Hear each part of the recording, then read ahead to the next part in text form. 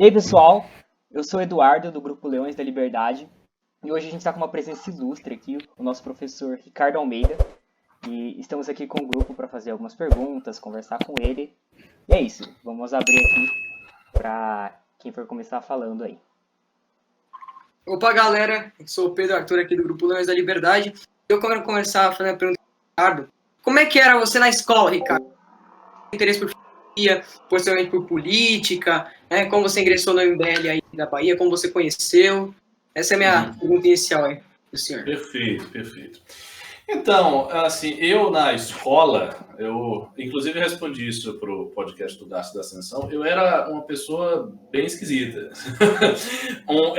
Eu desisti, né? Eu parei de copiar na sexta série, eu não copiava nada. Era um aluno bom, porque eu tirava boas notas, mas de uma maneira geral eu era profundamente desinteressado da escola.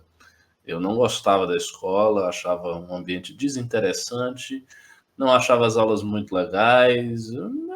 Assim, eu estava ali, a minha carcaça estava ali.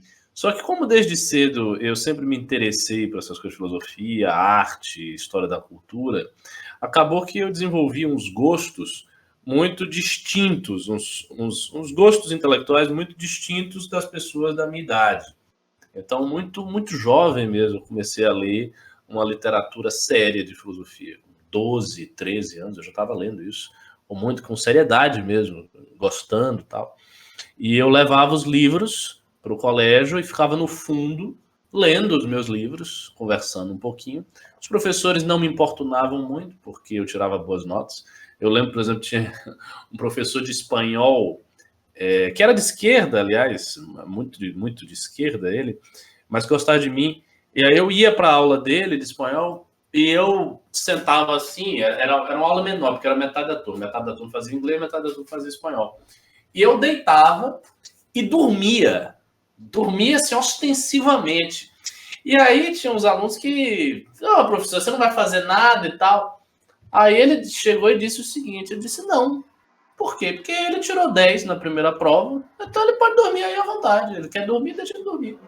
E era isso que eu fazia. Eu dormia, né, conversava um pouquinho. Não, eu não era realmente um aluno muito focado. A única coisa que eu fiz assim com mais afinco na escola foram as Olimpíadas de Matemática. No meu colégio a gente tinha as Olimpíadas internas de Matemática e tinha as Olimpíadas nacionais, as grandes Olimpíadas de Matemática.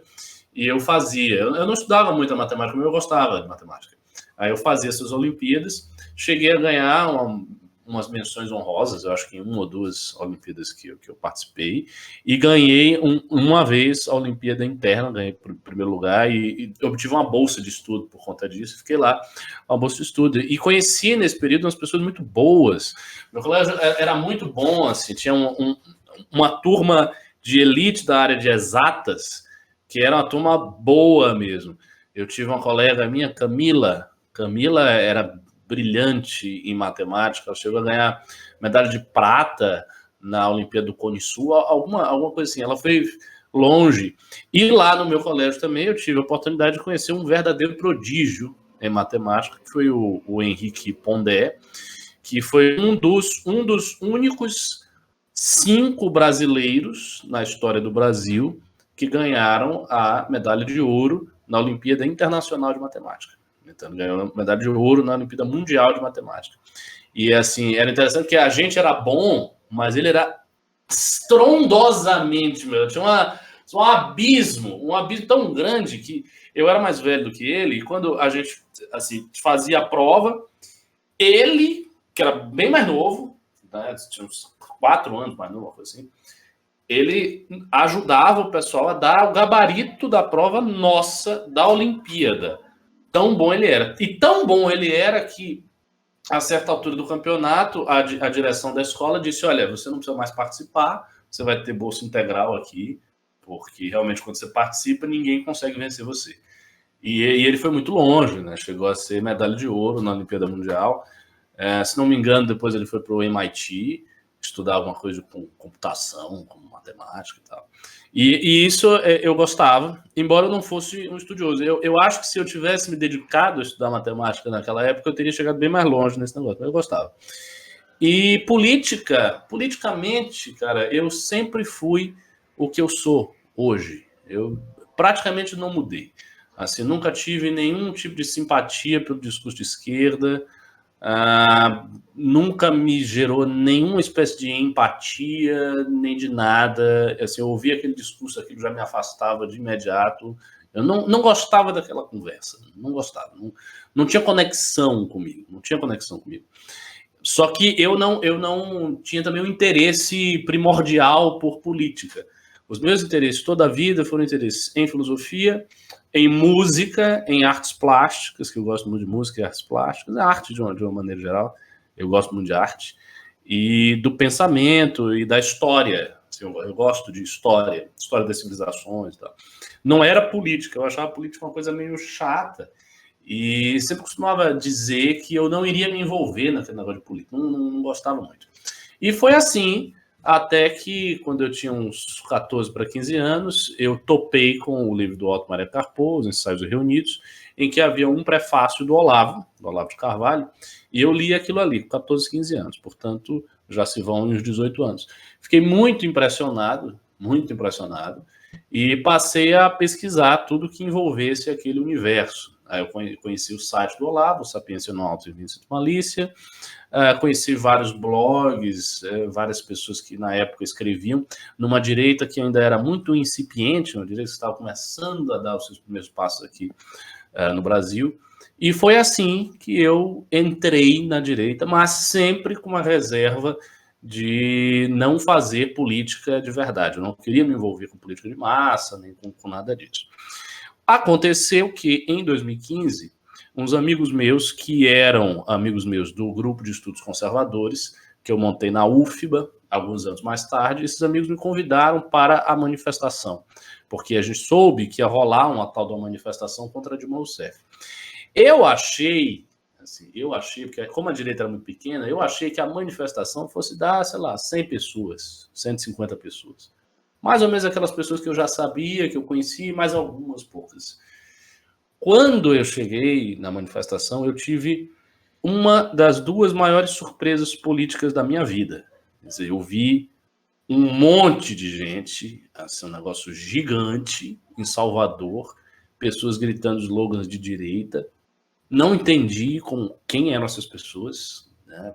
Como é que elas apareceram, porque quando eu comecei a acompanhar a direita não tinha ninguém, era uma Kombi mesmo. E aí, de repente, eu vi um monte de gente, um mundo de gente, um oceano de pessoas gritando slogans tipicamente de direita. Fiquei muito, assim, assombrado. E aí aconteceu uma casualidade, que esta casualidade eu não expliquei no podcast da Garças, então eu vou falar aqui. Eu estou sempre tentando não responder as mesmas coisas, porque muita gente que está assistindo aqui já assistiu outra, então para não ficar repetitivo. E essa casualidade eu não falei lá. O que ocorreu? Eu tinha um amigo que havia sido membro deste grupo de estudos conservadores chamado Eduardo Linhares. É uma figura muito excêntrica, que hoje sumiu do mundo, porque ele quer se tornar monge, então ele está numa espécie de clausura autoimposta, lendo livros de teologia católica. É um cara estranho. Mas, na época, ele não estava com essa ideia fixa de ser monge. Mas o que ocorre? Ele era desse grupo de estudos conservadores, meu amigo, muito amigo, e aí ele conhecia um cara chamado Jean Santos. O Jean, que foi um membro do MBL São Paulo durante muitos anos. Então, durante muitos anos, o MBL São Paulo contou com esse Jean Santos, não, Jean Franco, que é um gordinho simpaticíssimo, que fazia várias coisas no MBL São Paulo, foi inclusive funcionário do Arthur durante algum tempo, mais recentemente. E esse Jean Santos conhecia o Eduardo, meu amigo, através desses fóruns que vocês aí gostam de usar, Chan, não sei o que eu nunca usei. Mas eles se conheceram do Chan.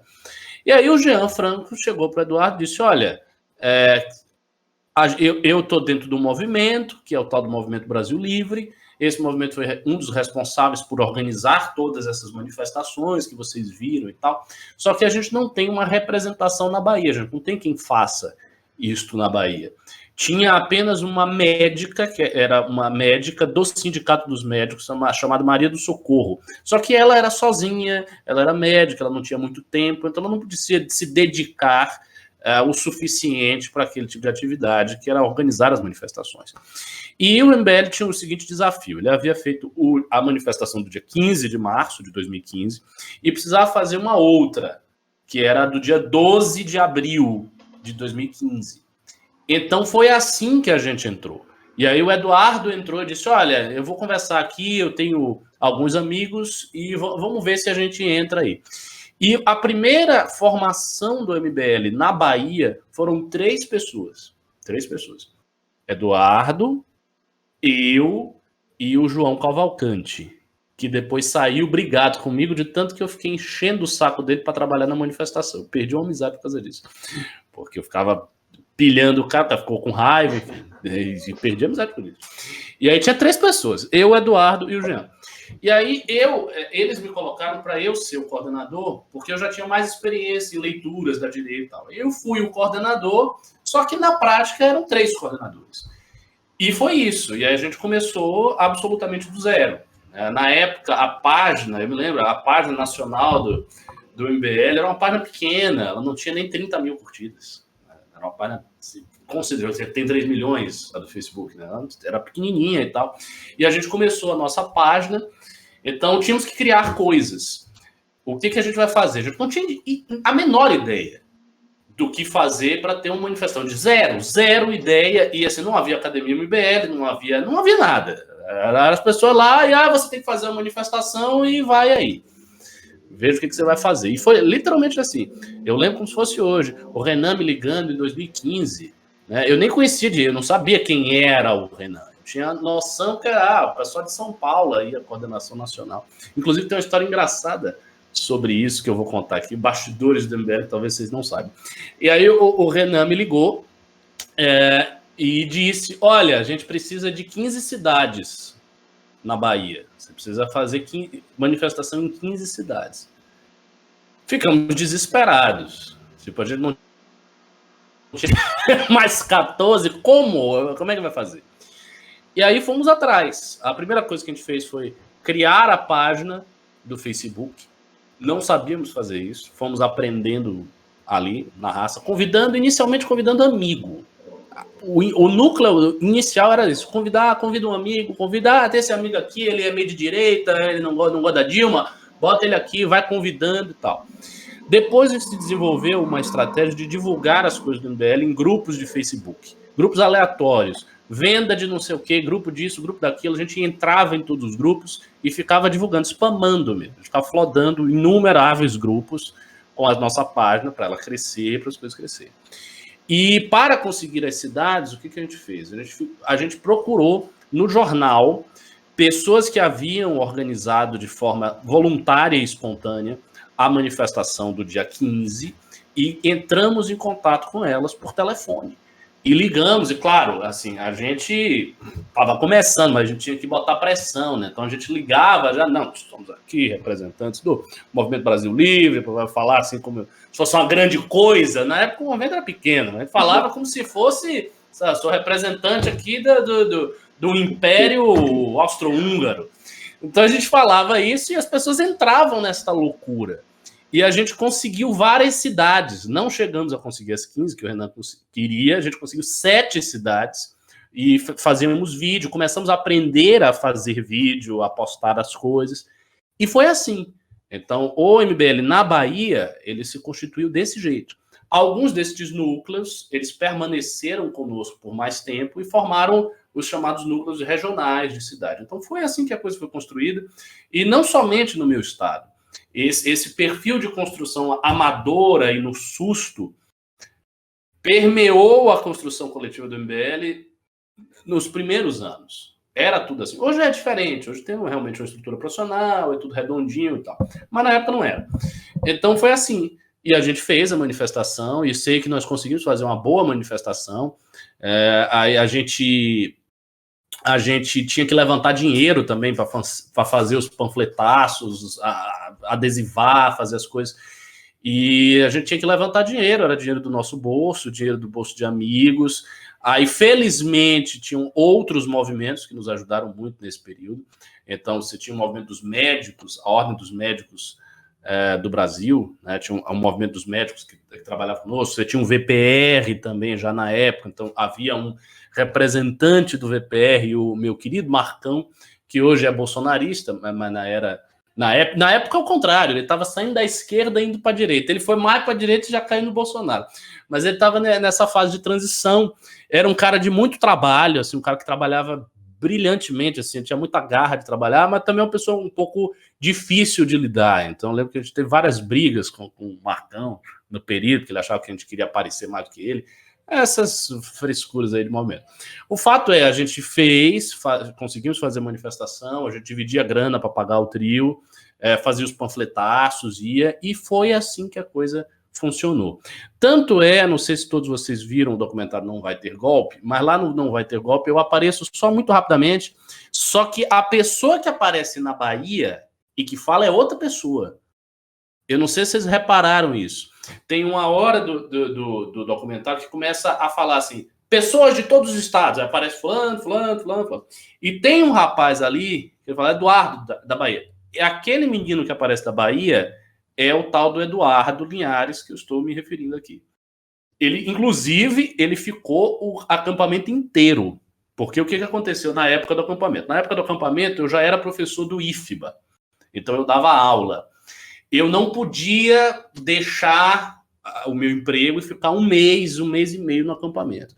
Aí o que a gente fez? Ele disse, Eduardo, o que você está fazendo? Você está com a faculdade trancada? Porque ele tinha trancado a faculdade por conta do MBL e de outras coisas.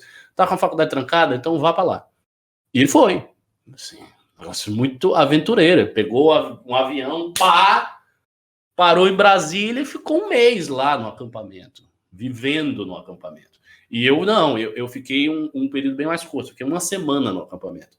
Porque aí eu tive que fazer o seguinte, eu peguei umas folgas que eu podia, aí fiz lá um ajuste e fui e passei uma semana lá no acampamento, ao passo que ele passou realmente o tempo todo. Então foi assim que a coisa se construiu. E no início dessa minha jornada no MBL, ainda rolou um negócio curioso, que foi o maior racha que o Movimento Brasil Livre já teve. Vocês não sabem qual foi o maior racha. Não sei nem se o Ian comentou isso nas aulas, mas houve um grande racha no movimento, no início do movimento, em 2015. Por quê? Porque tinha uma galera, uns coordenadores de Alagoas, Brasília, algumas cidades, assim, que eram os caras que trabalhavam bem, que eles tinham grana até, eles tinham até uma estrutura mais forte do que São Paulo, mas eles não eram muito bons de estratégia. Eram uns caras meio tiozão, assim, não eram muito, enfim, espertos para entender o cenário político. E eles não admitiam que o movimento tivesse sido fundado em São Paulo. Então, até hoje, eles devem alegar aí, que o movimento não foi fundado em São Paulo, que era um movimento que tinha duas sedes em São Paulo, em Alagoas e tal. E quando eu entrei e aí eu sofri uma espécie de assédio moral de dois lados, porque esse pessoal, ele entrou logo em contato comigo e começaram a dizer, essa galera de São Paulo aí, Renan Santos, esse Riso, essa galera não é confiável. Cuidado, eles vão te usar, eles vão roubar tua página, eles vão fazer isso e aquilo, eles dizem que são fundadores do MBL, mas isso é mentira. E aí, do outro lado, o Renan dizia, não, essa galera é louca, não tem nada a ver, quem fundou o MBL sou eu. E a gente entrou assim, meio desconfiado. Eu não sei, não conheço quem são essas pessoas. Aí fiquei meio assim. Eu falei para Eduardo, olha, vamos manter nossa linha aqui do meio, não procurar briga com ninguém.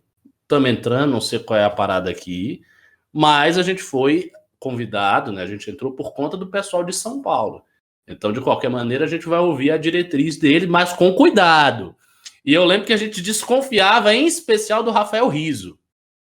Então o Riso já estava lembrando. O Riso era uma espécie de figura sinistra. A gente não queria que o Riso estivesse em tudo. O Riso vai entrar no grupo, o Riso vai estar na página. Não, daqui a pouco ele vai roubar essa página, vai que os caras estão certos. Então houve essa desconfiança inicial. É claro que depois ela foi dissolvida, eu percebi que não havia nada disso. Que o que tinha, na realidade, eram coordenadores desalinhados, cujas páginas eventualmente eram tomadas pela Nacional de volta. Como, enfim, continuou assim até hoje. A gente percebeu que não era assim e fomos desenvolvendo uma relação de colaboração de proximidade com a Nacional. Na época, o grupo de coordenadores, de líderes do MBL, era um grupo muito vivo. Assim, tinha muitas discussões, era um grupo muito engajador. E foram nessas discussões que, digamos assim, o meu nome começou a crescer dentro do MBL em termos de prestígio, porque eu sempre me posicionava nessas discussões de uma maneira muito sensata. Então, às vezes, aconteciam alguns reveses no MBL, e aí metade dos coordenadores entrava em desespero, especialmente a queridíssima ex-coordenadora do MBL Espírito Santo, a Raquel Guerdi, que é uma mulher de grande força de trabalho, mas era muito nervosa. Então ela começava a se desesperar. Ah, meu Deus, não vai dar certo, vamos aí. Aí vinha aquele desespero, aquela agonia, e eu sempre estava ali pacificando, tal, dando opiniões muito centradas sobre leituras, enfim, de cenário. E isso fez com que algumas pessoas nesse grupo começassem a ser mais ouvidas. Então, você tinha um certo prestígio intelectual de mim, do Eric Balbinos, que na época era um dos, não sei se era coordenador ou membro do MBL São Paulo, mas muito ativo, ele já tinha o blog dele, o Reacionário, era um cara bem ativo no grupo, o Pedro Jacome, algumas figuras assim que começavam a se destacar do ponto de vista intelectual. E foi assim que a gente foi tocando até o meu convite de vir para cá. Primeiramente, boa noite. Sou Diego Augusto, sou ateniense desse grupo aqui. E sou do Movimento Brasil Livre de Minas Gerais, mais especificamente no interior de Minas. E sou estudante de História da PUC Minas. E vou falar para vocês aqui um questionamento para o professor Ricardo, todo mundo quiser falar também. O que vocês acham, se os fins justificam os meios ou ao contrário? Os fins não justificam os meios? Opinião. É uma pergunta? Uma pergunta. Olha, bom, essa expressão os fins justificam os meios ficou vinculada aí na história da filosofia à posição de Maquiavel. Embora o próprio Maquiavel nunca tenha afirmado isso com essa terminologia, com essa formulação. O que isto significa? Isso significa basicamente uma indicação de um caráter técnico da política. Porque o que é a técnica? O que é a técnica? A técnica é essencialmente uma ação racional orientada à obtenção de um determinado fim. E essa ação, ela se volta para os seus meios. Então, por exemplo, se eu quero construir um celular, eu tenho uma técnica, né, que chega ao ponto de produzir isto aqui. Essa técnica produz algo. Os meios para chegar nesse algo, eles devem ser o quê? Do ponto de vista da técnica amoralmente, falando em termos de criação de produtos. Eles devem ser meios que são correspondentes à natureza do objeto que você quer criar. Então, os meios técnicos que possibilitaram a criação da bomba atômica, eles são morais ou imorais? Alguém pode dizer, não importa, porque depende do uso, né? A técnica em si, ela não se submete ao juízo moral. O que se submete ao juízo moral são os valores. Então, há aí uma distinção entre técnica e uma distinção entre valores. Então, supostamente a técnica seria neutra em face dos valores. Então, o que vai depender do uso do meio técnico é se o meio técnico conduz aquele fim ou se ele não conduz aquele fim. Esse modo de enxergar a política como técnica é justamente a contribuição original de Maquiavel. Então, Maquiavel é um autor grande na história do pensamento político, porque ele, pela primeira vez, de forma assim, muito clara, coloca a política como técnica de obtenção e manutenção do poder. Até então, o que se entendia como especulação filosófica na política era uma especulação similar a que São Tomás de Aquino, Aristóteles, Agostinho, Dante Alighieri faziam. Essencialmente, pensar no que é o bem comum, então atingir alguma forma de definição, de compreensão do que é o bem comum, e pensar qual o modelo de sociedade que deve ser construído para que o bem comum seja obtido, com todas as suas determinações e consequências. Por exemplo, qual o tipo de caráter, quais as virtudes que um governante deve possuir para que ele obtenha, para que ele conduza a sociedade à obtenção do bem comum, que tipo de virtude ele deve ter. Então, é um pensamento filosófico que olha o bem, que busca compreender o bem comum e entende a política como esta ciência. O que Maquiavel vai fazer é diferente, é substantivamente diferente. O que ele vai fazer é conceber a política como obtenção e manutenção do poder, independente das múltiplas e divergentes concepções de bem comum que possa, porventura, passar na cabeça dos governantes. E ao conceber a política como técnica de obtenção do poder, é que vem esta frase: os fins justificam os meios. Então, qual o fim? O fim de obter o poder e de exercer o mando. E este fim justifica uma série de meios que podem parecer imorais, da perspectiva de uma moralidade privada, como, por exemplo, o assassinato, o engano, a criação de armadilhas contra os seus adversários, a manipulação da opinião pública.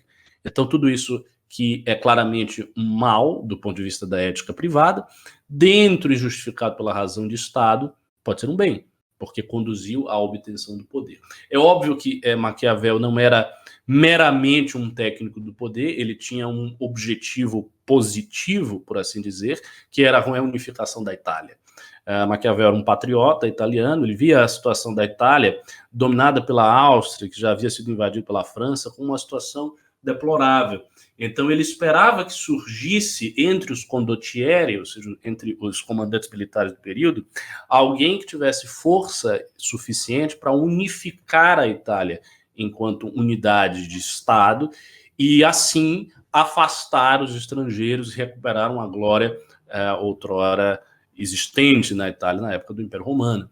Então, em todas as passagens, tanto do Príncipe quanto dos discursos de Tito Livio, os discursos sobre a primeira década de Tito Livio, Maquiavel sempre está ali mencionando ou esperando que venha alguém que possa cumprir essa função. Então, ele imaginava, por exemplo, que Cesare Borgia poderia fazer isso, mas não conseguiu. Acabou que houve um revés da fortuna no fim da sua vida. Então ele sempre estava imaginando alguém capacitado a fazer isso. Ele dedica o príncipe à família mais poderosa de Florença, que era a sua cidade, a família dos Médici. Ele dedica o príncipe especificamente aos filhos muito famosos dos Médici nessa época, Lorenzo e Giovanni. Giovanni morreu, foi morto apunhalado, mas Lorenzo estava vivo. Ele dedica isso a Lorenzo e dedica o príncipe no intuito de ensinar aquele importante homem público, que era Lorenzo, os meios de obter um poder maior e assim poder unificar a Itália. Essa concepção da política como técnica, eu a considero uma concepção muito problemática dentro da modernidade, mas, como disse Leo Strauss, de alguma maneira todos nós somos maquiavélicos, porque o modo como a política se constitui na modernidade é pautado por essa ideia de uma razão de Estado fria e técnica. Então, na prática, acaba que isso persevera, mas eu acho que nós temos muito a aprender com as concepções políticas mais antigas, que não partem das mesmas premissas que Maquiavel. Sim, eu concordo, as premissas antigas, sim. Eu gosto de ler muito nos livros clássicos, assim, para saber sobre também, que a gente tem muito a aprender sobre. E eu tava numa discussão, assim, um dia desse, que é mais ou menos sobre isso, porque eu vi, assim, a pessoa que eu pretendo candidatar, né? Aí a pessoa falou assim, mas você vai usar fundo eleitoral? Eu falei, não, porque é imoral. Aí a Frei virou assim pra mim, assim, não, mas só que os fins justificam os meios. Você pode usar uma coisa que é imoral pra você conseguir entrar no poder, que lá você faz o seu negócio, mas só que aí, na minha opinião, se fosse que na minha concepção, eu não uso, porque é imoral, eu não vou usar uma coisa que é imoral pra me chegar no poder. Eu não acho imoral, mas se você acha, não use. Senão... Siga a sua consciência. Uhum. Não Obrigado, faça nada que Ricardo. você se sinta, enfim, compelido a contradizer as suas crenças mais íntimas. Porque eu acho que o dinheiro público deveria ser usado em outras áreas, não para fazer campanha. E até porque quem te banca campanha de pessoas que eu não concordo politicamente. E as pessoas que não concordam vão bancar a minha campanha, né? Então é isso. Valeu, Ricardo. Posso fazer só uma pergunta antes de deixar o Kenar falar? Você pode fazer E milhões de perguntas, eu sou apenas um objeto. Tá certo, obrigado, professor. Então, complementando isso que o Diegão falou agora, né? Eu queria até saber a opinião de todos vocês, quem quiser se pronunciar também fica à vontade. Uma vez eu estava conversando com um bolsonarista que, por si, além de tudo, é meu dentista também, né? E ele adora falar de política comigo, eu fico fingindo que eu sou neutro nesses assuntos. Né? Eu acho uma postura muito recomendada, porque ele é o seu dentista. Então, daqui a pouco você tá lá, fora Bolsonaro, ele pega a bronca, zoom! Mantenha Exato. essa posição, uma posição Exato. prudente. E nesses dias a gente tava conversando, né? Nesses dias não, umas semanas aí atrás. E ele falou, eu questionei ele sobre aquela questão que o Arthur sempre traz nos vídeos dele, né? O Kim também, o MBL em si, que é aquela questão do Bolsonaro ter defendido as privatizações, né? Na campanha eleitoral dele e até hoje não ter privatizado nada, né? E eu questionei ele sobre isso. E a desculpa que ele me inventou foi algo muito próximo disso, dos fins justificam os meios.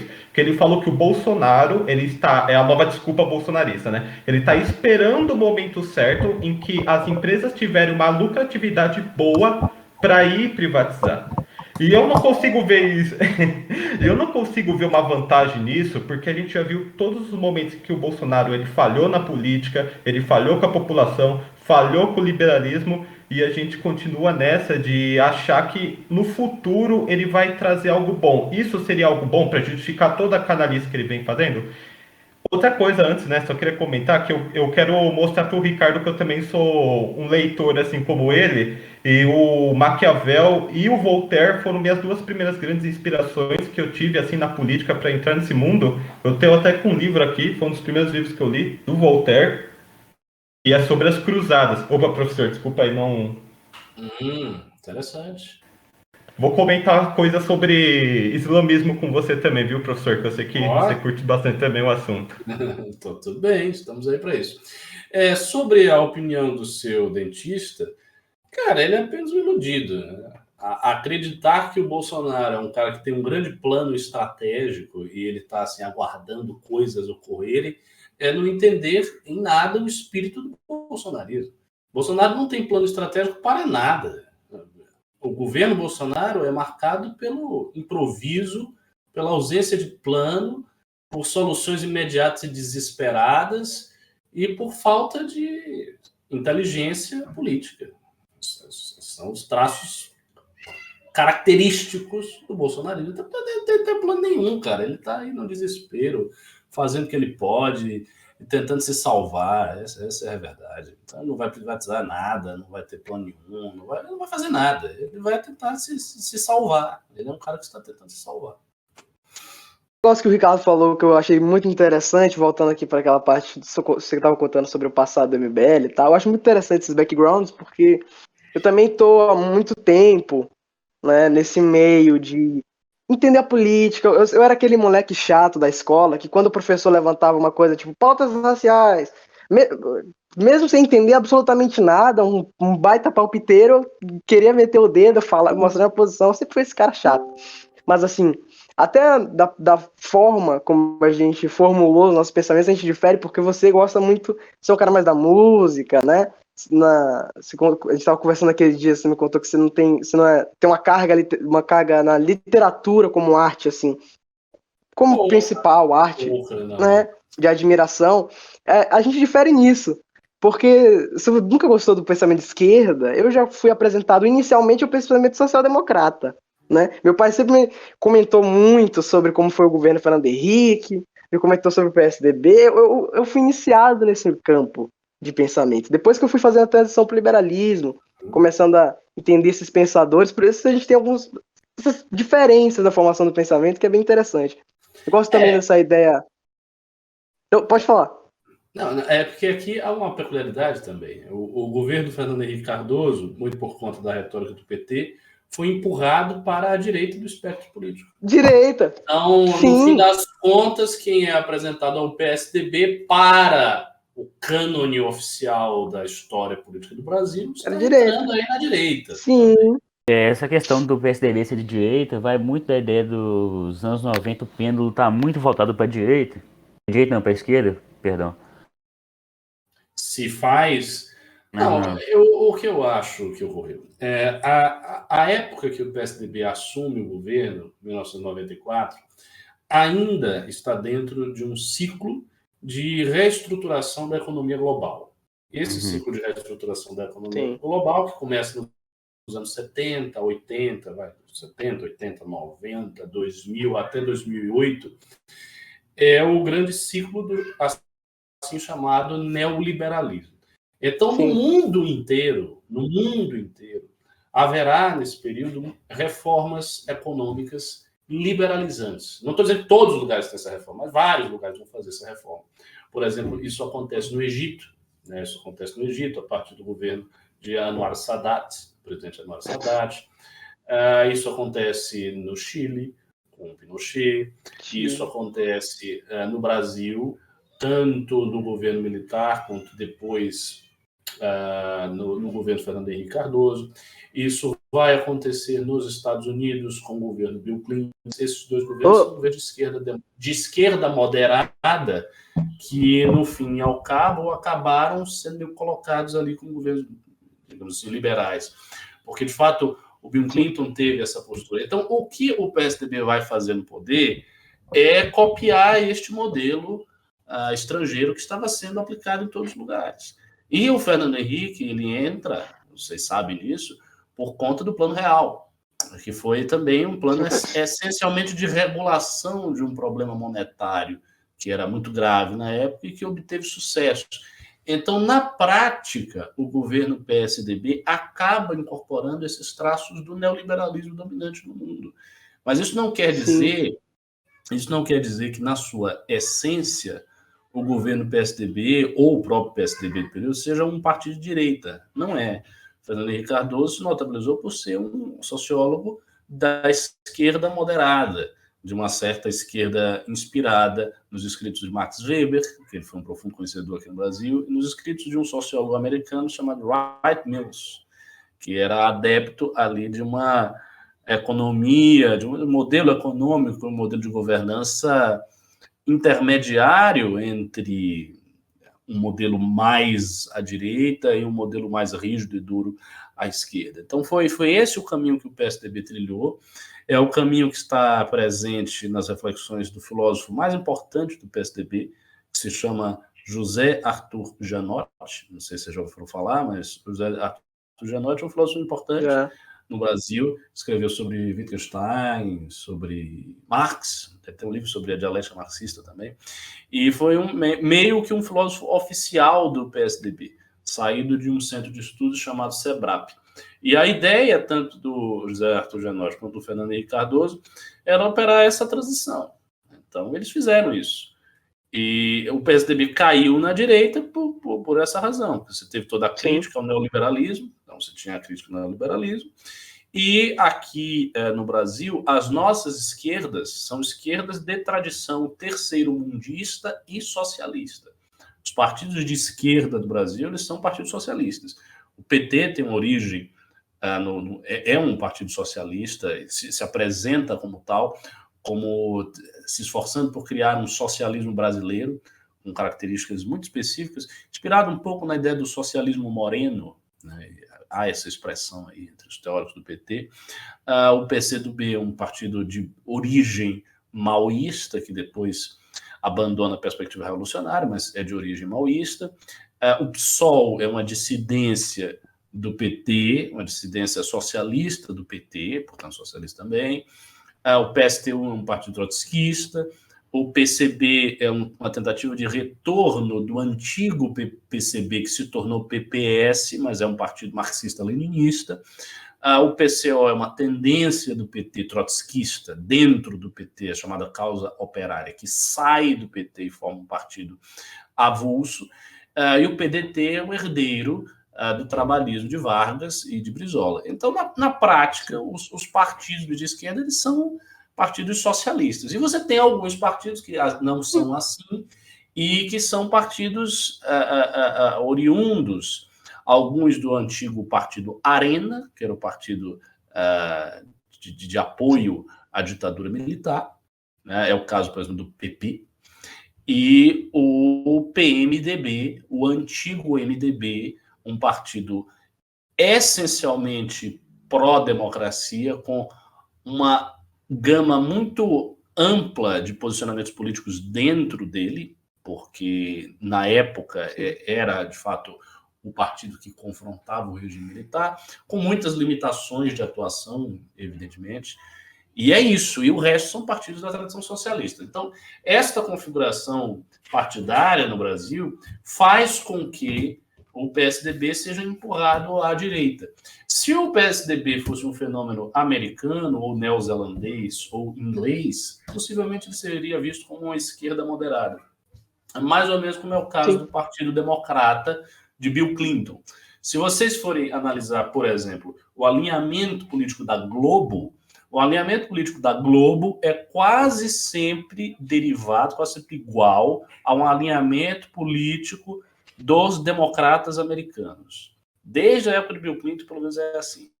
Então, por onde os democratas vão, a Globo vai também. O que são os democratas no debate norte-americano? Eles são uma esquerda muitíssimo moderada. Eles são liberals, são herdeiros de um certo liberalismo social com um certo socialismo liberal. Então, é uma mistura de liberalismo social com liberalismo com social-liberalismo. E essa mistura é uma faixa ali tênue que divide o pensamento mais estatista do pensamento mais liberal, propriamente dito. Então, professor, seguindo aquela linha que eu estava falando para você, por ter plantado a semente na linha de pensamento político mais à centro-esquerda, você apresentado inicialmente esse pensamento, não tinha apresentado os outros, né? Mais liberalismo, conservadorismo, tanto que eu me encontrei mais neles a posteriori, quando eu conheci, né? Eu tive acesso maior a pensadores como o liberal social, o Melchior. A minha pergunta para você é a seguinte: por que você acha que na nossa direita brasileira a gente fala tão pouco dele em relação a pensadores austríacos, o Friedman? Por que você acha isso? Tem motivo. O motivo da direita falar pouco do Melchior é o seguinte: a nossa nova direita ela tem duas matrizes teóricas grandes, que eu sempre comento, que foram o Instituto Liberal, fundado lá no Rio de Janeiro pelo Donald Stewart, e o Olavo de Carvalho. O que acontece? Para o pessoal do Instituto Liberal, a tarefa era divulgar os autores da escola austríaca, porque eles eram austríacos. Então, o Donald Stewart Jr. era um austríaco, mas ele era uma pessoa de formação austríaca, conhecia tudo de Mises, tal, foi o tradutor da Ação Humana de Mises, ele traduzia aquilo ali tudo. Então, eles eram austríacos. Então, os fundadores do Instituto Liberal tinham por influência predominante na sua formação enquanto liberais a escola austríaca. Então, naturalmente, eles divulgavam autores da escola austríaca, e assim fizeram com Mises, Hayek, Ben Bawerk, etc, etc.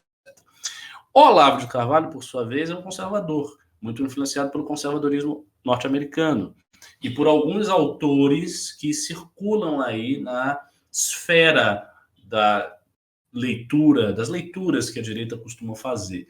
Então, Olavo foi responsável, entre outros, por divulgar o pensamento de Mário Ferreira dos Santos, de René Girard, de Eric Voegelin, de falar de Lévi-Strauss, embora ele não seja tão fã assim de Lévi-Strauss, ele prefere Voegelin a Lévi-Strauss, de falar de Lippoldt-Zond, que é um psicólogo importante, de falar de Russell Kirk, de falar de Roger Scruton. Então, todos esses autores são autores que Olavo estava falando. E os outros, os liberais austríacos. Então, percebam aí que só nesta apresentação sumária das duas matrizes já fica muito claro qual é a parada da direita brasileira. Esses são vários autores austríacos e estes autores que foram recepcionados no conservadorismo que o Olavo divulgou, com ênfase especial para autores importantes dentro do conservadorismo norte-americano. Essa configuração das coisas E eu tenho um artigo que eu comecei, nunca terminei, mas depois eu quero escrever esse ensaio, fazer um ensaio longo sobre isso, em que eu pretendo mostrar que a direita brasileira é parecida, neste aspecto, à direita norte-americana dos anos 50, 60, 40, 50, 60. Por quê?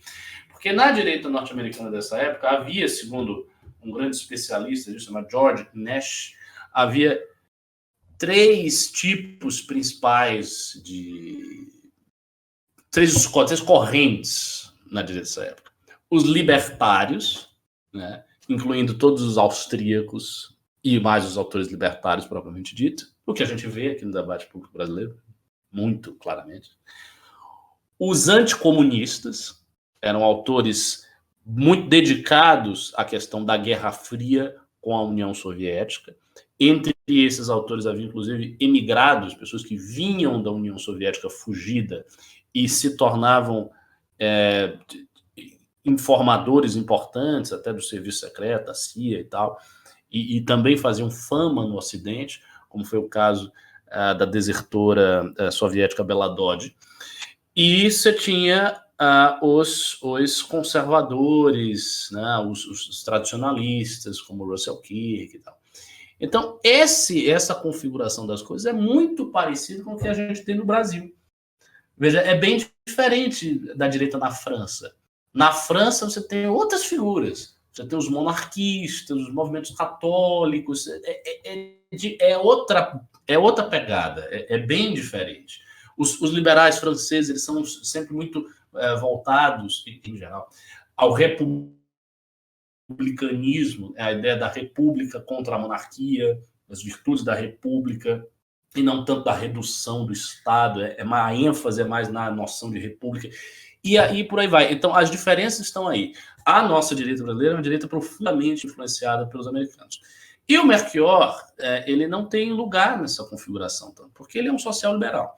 Então, essa é a primeira coisa. A segunda coisa é que a estrela do Melchior ficou um pouco manchada por conta da participação que ele teve no governo Collor. Ele teve uma participação no governo Collor. Collor chegou a escrever um livro de ensaios, discursos sobre o social-liberalismo, né? O Melchior teve uma função, não sei se ele foi ministro das Relações Exteriores, não sei se chegou a ser ministro das Relações Exteriores, não me lembro bem, mas ele teve uma função no governo Collor. Então eu acho que foi por isso, porque ele ficou manchado pelo Collor, a meu ver, de forma injusta, não vejo porquê, e porque ele não se encaixava bem nessa configuração. Mas esse estado de coisas já está mudando, porque a editora Realizações, da figura do seu editor Edson Filho e do curador da coleção Melchior, o nome dele, estou esquecendo as coisas, o João César de Castro Rocha, eles estão recuperando toda a obra do Melchior. Então, o João César de Castro Rocha teve acesso a arquivos, inúmeros arquivos dos originais de Melchior, está colocando tudo isso aí para, enfim, ser examinado, fazer uma pesquisa brilhante nesse material original todo, e toda hora saem novas edições dos livros deles, edições críticas e tal. Então, o Melchior é um autor que vai circular cada vez mais para a direita. Cada vez mais ele será referência na direita, tenho certeza disso, até porque é um dos nossos mais notáveis liberais, sem dúvida. Então, professor, eu queria fazer uma pergunta que envolve um pouco o que o senhor tinha falado sobre o senhor gostar, né, de artes e tudo mais, e eu também gosto bastante de filosofia também, muito interessante, e eu queria meio que entender um pouco essa relação, como que a gente pode compreender, fazer um paralelo, assim, entre a arte e a filosofia, assim, talvez não tão ao longo da história, assim, porque é muito grande, mas aos poucos, assim, como que a gente pode fazer um paralelo entre a arte e a filosofia? Então, assim, essa é uma questão de enorme abrangência, dá para pegá-la por vários pontos, como se tivesse uma baleia bem grande e você pudesse encostar sua mão em várias partes da baleia. Essa relação existe desde sempre, basta lembrar que Platão tem uma reflexão importante sobre o papel da poesia na República Perfeita, na Calípole. Uma reflexão, inclusive, que dá aos poetas um lugar subordinado à intuição do filósofo, bem subordinado à intuição do filósofo. Platão tem uma conhecida polêmica contra a poesia homérica, não porque ele desprezasse Homero como poeta, mas porque ele considerava que o comportamento dos deuses homéricos não era um comportamento virtuoso a ser imitado e ser tido como modelo. Aliás, Homero, na Grécia, não era visto como meramente um poeta. A posição de Homero na Grécia era quase similar à posição da Bíblia na civilização judaico-cristã. Então, Homero era citado por todos os lugares, as pessoas elas julgavam nos tribunais por conta de Homero. Homero é a espinha dorsal da paideia, né, da educação grega. Então, essa relação existe desde sempre. Eu acho que ela vai tomar a forma específica dos questionamentos da modernidade. E isso acontece, sobretudo, na reflexão dos iluministas sobre a arte, com Lessing, Kant, e depois com os filósofos românticos, Schelling e outros. Então, há uma relação muito profunda. Principalmente, sinto isso ao perceber a perfeição do que eu estou contemplando. Então, eu pego, por exemplo, o quinteto de Schubert, o quinteto para cordas de Schubert, e aquilo ali é tão tremendamente bem composto que eu vou ouvindo e eu consigo perceber o quão bem arquitetado é aquele negócio. E isso faz com que o meu espírito suba, ele saia dessas preocupações mundanas e ele vá realmente para uma outra dimensão. E nesse processo ocorre a comoção. Então, eu fico, pelo menos é a minha experiência, eu fico comovido por conta dessa subida. Essa subida, esse processo de ascensão, é uma coisa absolutamente vital para a filosofia. A filosofia faz a mesma coisa, mas o objeto da filosofia não é a experiência estética. O objeto da filosofia é a teoria, isto é, a compreensão da realidade tal qual ela é. Então, o filósofo ele sente esse impulso ascensional ao tentar compreender, ao tentar chegar até a realidade. É como se a realidade estivesse vestida por múltiplos véus, um tanto quanto oculta, e aí você vai tirando, e pensando, até que você consegue enxergar. Aí você tem certas intuições, que essas intuições capturam aspectos da realidade, e isso é teoria. E a vida teórica é a vida fundada no exercício contínuo desta atividade. Então, você vai refazendo isso, até que você se engaja por completo na teoria. A arte tem como função fazer isso acontecer. Há pessoas que são muito artísticas, que elas próprias realizam coisas artísticas. Eu, por exemplo, eu escrevo poesia. Eu escrevia com mais frequência. Agora tem muitos anos que eu não faço. Mas eu gosto de escrever poesia. Escrevo até relativamente bem. Né? Então, a prática da arte é uma coisa muito boa também.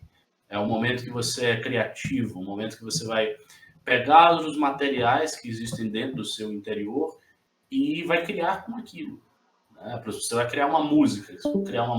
Não tem nada posto. Você vai ter que imaginar. Então, como é que você cria? Você cria de um jeito que é semelhante a ouvir. Se você ouve uma melodia, por exemplo, eu vou cantarolar aqui uma melodia, vocês vão escutar.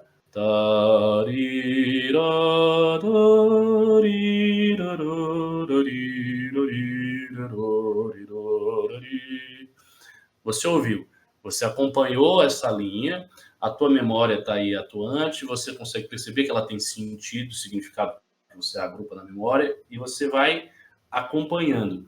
Quando você cria, você não tem um objeto pronto que você acompanha e a sua comoção ocorre porque ele está posto e você o captura. Você cria o objeto. Então, eu criei este objeto, que é essa pequena frase musical, e vocês ouviram. Não havia nada aí. O que havia na minha cabeça são padrões musicais que eu entendi, que eu absorvi e que me fizeram possível criar isso aí. Quando os gênios criam obras muito assim, impressionantes e complexas e com um significado muito profundo, e vão além daquilo que é já posto, ou seja, eles são muito originais, né? Gênios originais, por exemplo, Beethoven, nos últimos quartetos, é assim. Ele está entrevendo certas possibilidades do material fônico, no caso da música, que ninguém entreviu, e ele vai além. Isso em todas as artes. Então, a relação entre arte e filosofia é a relação entre criação e criação. É uma modalidade de criação estética, uma modalidade de criação teórica. Ambas são criações, ambas são tratamentos e transformações de materiais preexistentes na sua mente, que você reordena para que eles tenham um significado. E ambos têm a capacidade de gerar esse impulso ascensional, que faz com que você saia do habitual, das preocupações mundanas, e você contemple outros reinos de preocupação, de sentimento, de sensação, de percepção. Muito interessante, senhor. Muito bom mesmo. Obrigado. Enfim, quando eu estava falando, né, eu que sou aquele estudante de geografia pela Universidade de São Paulo, que eu comentei para você, no ML News recentemente, né? E eu queria, antes eu iria puxar a fogueira mais para o meu lado, né? Como eu sou estudante de geografia, eu queria perguntar umas coisas mais sobre a questão internacional para você, como você, filósofo, compreende sobre isso. Mas antes disso, eu queria trabalhar mais dentro da sua área mesmo, né? E fazer uma pergunta sobre filosofia para você. Diferente dos meus colegas aí, até o Diegão que acabou de sair, ele se põe num campo da direita mais do liberalismo, né? Eles são mais tipo liberal social, liberal econômico, e eu sou mais do campo do conservadorismo, né? Eu tenho aquele apego muito forte com o tradicionalismo, eu vejo o tradicionalismo como algo muito importante ainda assim num governo de qualquer país, nação, né?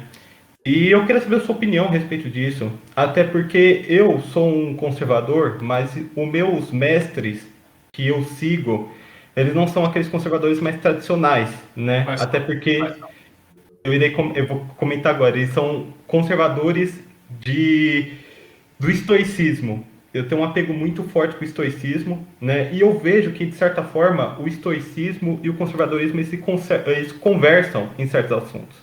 Né? Então eu sou um grande admirador do Sêneca, gosto muito do Epiteto, e obviamente o meu maior mestre, o Marco Aurélio. Eu tenho uma paixão, uma admiração muito grande pelos estudos dele, pelas meditações deles.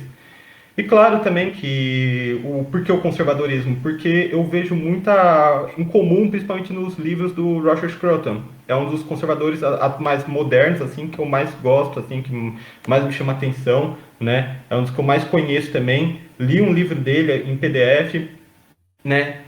Mas eu queria saber a respeito da sua opinião, como é que você enxerga o estoicismo dentro do conservadorismo e se o estoicismo ainda é uma filosofia válida nos dias de hoje, até no campo político. Eu queria saber isso sobre o que você pensa a respeito. Tá, vamos lá. Veja, tanto o liberalismo, quanto o conservadorismo, quanto o socialismo, elas são tradições que nascem no ciclo iluminista. Eu sou contrário à ideia de que sempre houve um conservadorismo, e que o conservadorismo é uma espécie de metacategoria da história, dentro da qual se pode agrupar pensadores como Aristóteles e outros pensadores antigos.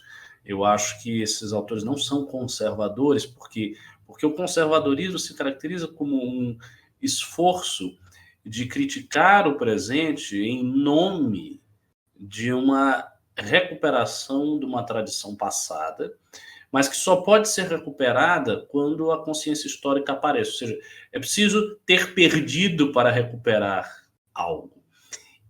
E qual é a perda a que os conservadores aludem? Qual é a perda que marca a obra dos conservadores? É o surgimento da modernidade.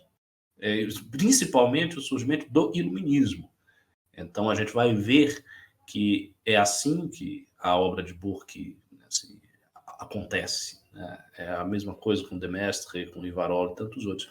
Então eu não diria que o estoicismo é conservador. O que eu diria é que os conservadores buscando esta tradição, eles vão se deparar com a política clássica. E é da ambição de muitos autores conservadores recuperar um entendimento clássico da política. Então, é neste âmbito que as investigações de Leo Strauss, de Wegelin, daqui do brasileiro Mário de Vieira de Mello, de tantos outros, vai se dar. Então, é nesse âmbito de tentar recuperar a política clássica. Tentar recuperar a política clássica pode levar o indivíduo a querer recuperar o estoicismo como filosofia política e como filosofia moral. Eu acho que o estoicismo é uma filosofia que está viva. E assim, acho que todas as filosofias estão vivas, elas não morrem. Mas o estoicismo está mais vivo do que algumas outras filosofias. Por quê? Não por conta do seu aspecto político. A principal novidade política que o estoicismo introduz é a noção de cosmópolis, a noção de grande cidade. Até então, os gregos se concebiam como membros de polis, né, de cidades pequenas. E o Império Romano era um império multiétnico, mas o elemento latino itálico predominava ali dentro, e aquilo que fosse fora do Império Romano era visto como terra dos bárbaros, a ser conquistado e civilizado pela romanidade, pela romanitas. Os estoicos, eles vão introduzir uma ideia muito importante que vai ser absorvida na tradição cristã, que é a ideia de ser um cidadão do mundo. Então, o filósofo estoico, ele é um cidadão, pode ser um cidadão romano, um cidadão de uma polis, mas ele é, antes de tudo, um cidadão cósmico. Ele é um cidadão do mundo. Ele mora nesta cosmópolis. Os autores históricos falam isso explicitamente. Por que essa novidade é tão importante? Porque com essa novidade há um princípio de transcendência política e moral das barreiras geográficas e da ideia de que outros povos são bárbaros. Não, todos os povos são humanos e todos os homens podem ser cidadãos do mundo. Essa ideia está ali subentendida no princípio da filosofia estoica, e é uma ideia muito importante, e é uma ideia, como eu disse, que será absorvida pela própria tradição cristã, quando os cristãos vão falar que o reino de Cristo é de todo o mundo, que não há limites geográficos para o cristianismo, para a autoridade da eclésia, e por aí vai. Então, é um princípio de universalidade que eles introduzem aí. Do ponto de vista moral, o estoicismo é uma filosofia muito importante, porque é ela que leva certas ideias ao seu apogeu. Então, o que era um filósofo estoico? Um filósofo estoico é alguém que busca um ideal chamado de ataraxia. A ataraxia é o domínio de todas as paixões. Então, é quando o sujeito dominou todas as paixões, ele atravessou ali todas as tribulações, ele conseguiu dominar essas paixões e ele passa a agir de acordo com uma razão. Razão que é simultaneamente a razão dele, indivíduo, e razão cósmica. Então, ele age racionalmente se conformando à razão cósmica e voltando o seu olhar, o seu controle para a sua vontade e não mais para as circunstâncias externas. É típico do estoicismo dizer que as circunstâncias externas não podem ser alteradas ao nosso bel prazer. As coisas simplesmente nos ocorrem. Então, sei lá, se você está passando no lugar, uma coisa cai em cima de você e você perde a perna. Você perdeu a perna. Isso aconteceu. Então, você não tem, a rigor, nós não temos controle real sobre as condições externas. A única coisa que a gente tem controle é sobre a nossa vontade. Então, dentro da nossa vontade, a gente pode interpretar as condições externas de uma maneira ou de outra.